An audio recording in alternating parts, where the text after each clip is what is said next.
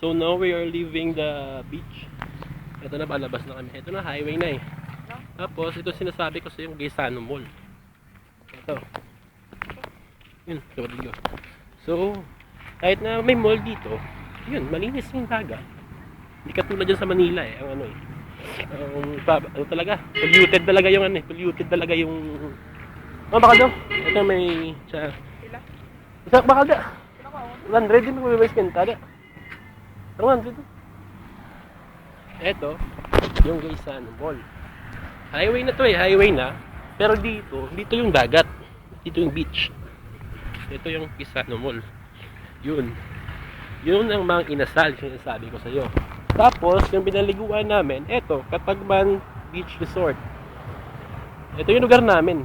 Poblacion South, Coton, Iloilo. Yun.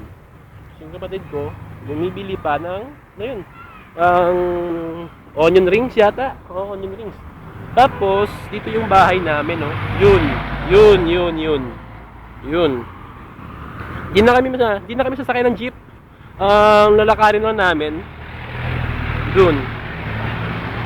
Okay, post ko muna.